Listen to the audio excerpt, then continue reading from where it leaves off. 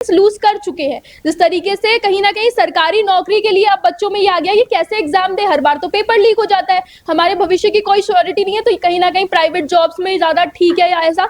तो डॉक्टर्स के जो बच्चे डॉक्टर बनना चाहते हैं उनके भी दिमाग में अब ये आ गया है बाहर से फॉरेन से डॉक्टर बनकर आ जाते हैं, क्योंकि इंडियन एजुकेशन सिस्टम तो हमें अच्छे तरीके से डॉक्टर बनाने में कैपेबल ही नहीं है।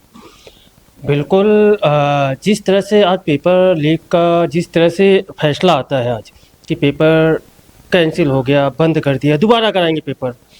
कई ऐसे माता पिता हैं जिनके दिमाग में कहते हैं प्रेशर, उनका दिमाग क्या आउट कह सकते हैं। बच्चे जो युवा थे उनमें भी आज कह सकते हैं कि जिस तरह से उनकी साल भर की तैयारियां थी, वो तैयारियों को देखते हुए जिस तरह से बच्चे हैं उनकी मानसिक जो स्थिति है, कई ऐसे बच्चे हैं जो मानसिक स्थिति है, पेपर दे के आए हैं, पेपर दे के आने के बाद उनकी जो स्थिति है वो देखने लायक है।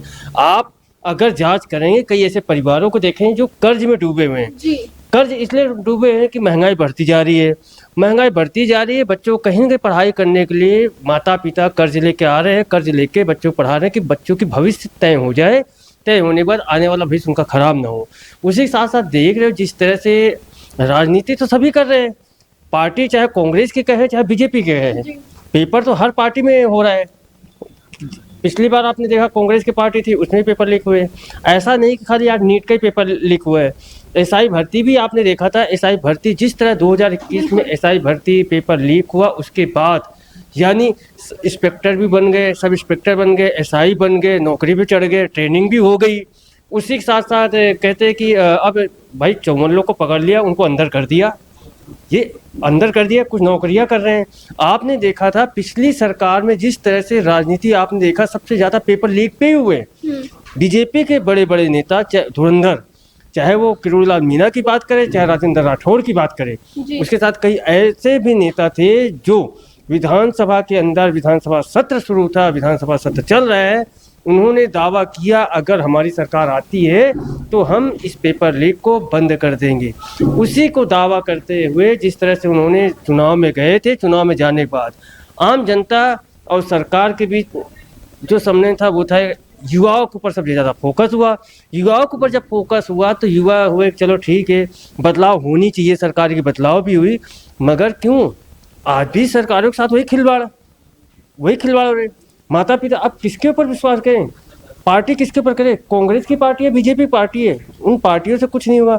और सबसे बड़ी बात ये देख रहे हो, महंगाई जिस तरह से आप देख रहे हो कि जो बड़े लोग हैं, जब बड़े लोग हैं उनको पैसों की टेंशन नहीं है कि वो कर्ज लेंगे तो बैंक वाले परेशान नहीं करेंगे, जो ज़्यादा गरीब उनको सरकार सहयोग करे। जो मिडिल परिवार है वो कहाँ जाए, मिडिल परिवार एक एक रुपया जोड़ता है, उस जोड़ने के बाद बच्चों को भविष्य के लिए लेके जाता है, पढ़ाई कराते हैं।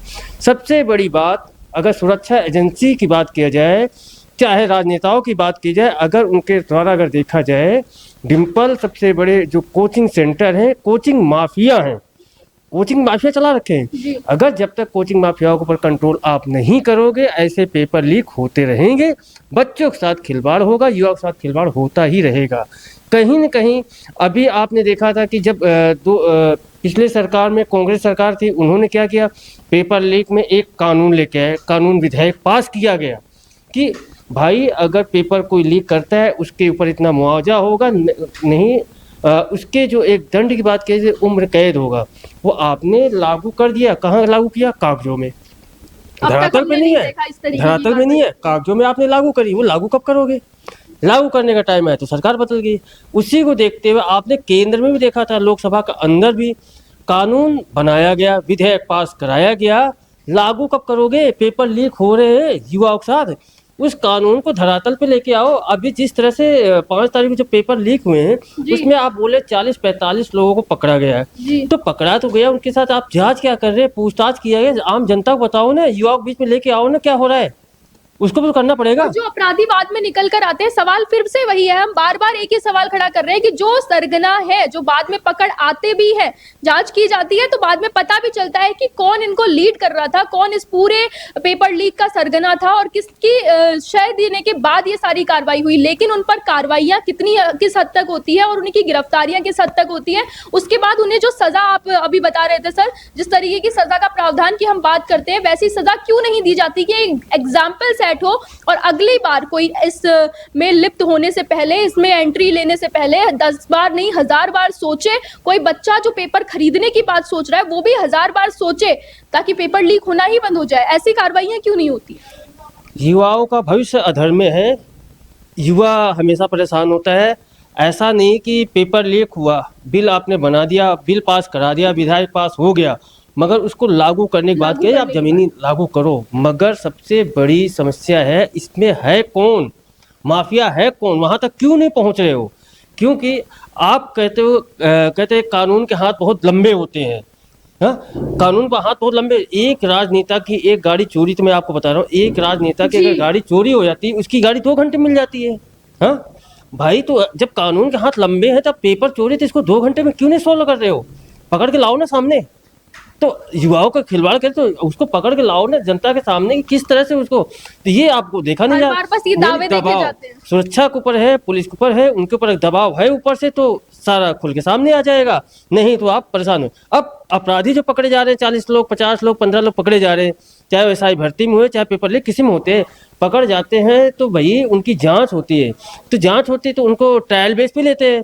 1 महीने 2 महीने 3 महीने ट्रायल होता है, उनके बाद उनके वकील आते हैं, उनको जमानत करा के ले जाते हैं। जमानत, अब वकील कहते हैं कि भाई जमानत हो गया, तो ये कहीं ना कहीं जो प्रशासन उनकी कमजोरी है। क्यों? वो ट्रायल में वो डॉक्यूमेंट्स दे नहीं पाए, इसलिए वो इतने दिन जेल में रह गए, तो उनको जमानत मिल जाती। जमानत की भाई उनके ऊपर एक्शन करो ना। अगर उनको आपने पकड़ रखा है, ट्रायल पर रखा है, तो उनके जो खिलाफ जो सबूत है उसको पेश करो। क्यों नहीं पेश करती है?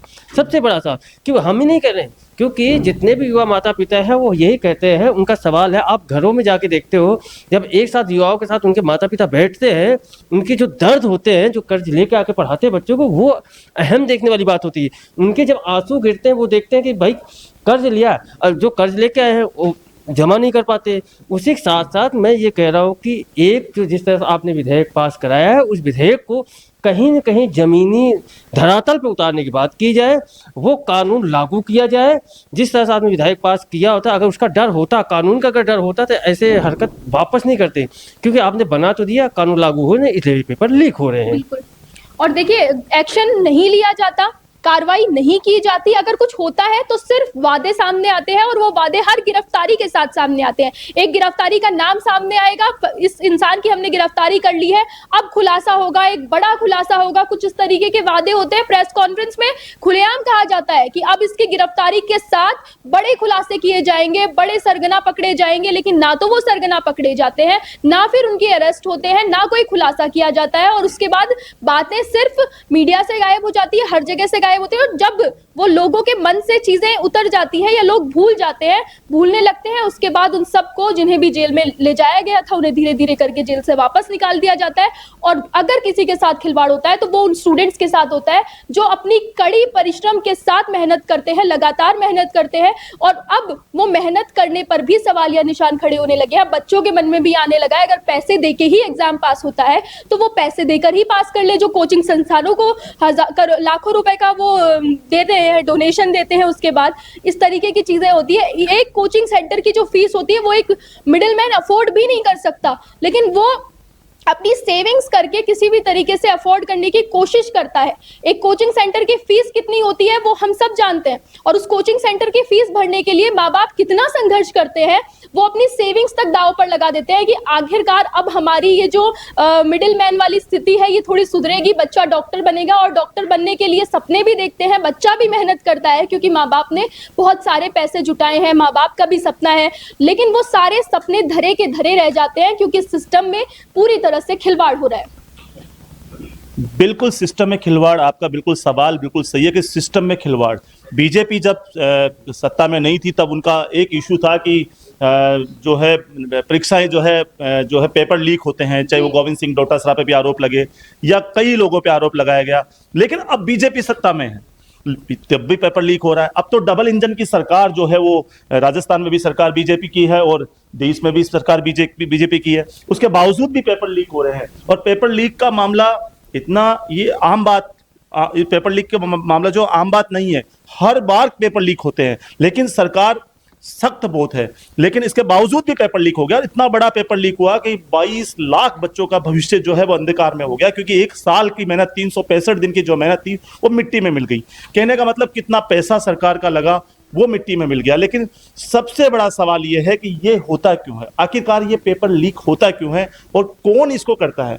वो अभी एक आप सवाल पूछ रहे थे कि एक बच्चा जो जाता है, वो हरिजी भी बता रहे थे, एक बच्चा जब तैयारी करता है तो उसको माँ बाप को भी बहुत ज्यादा वो करना पड़ता है। माँ बाप, आज एक बच्चा जो सीकर में लेके पढ़ाई कर रहा है, उस बच्चे के साथ कितना बड़ा अन्याय है। वो माँ बाप उसको 11,000 15,000 रुपए महीना लगा के उसको जो है वहां के पीजी में रखता है। उसके बाद उस बच्चे का खाना पीना, पढ़ना लिखना और पूरा समय 12-12 घंटा, 15-15 घंटा बच्चा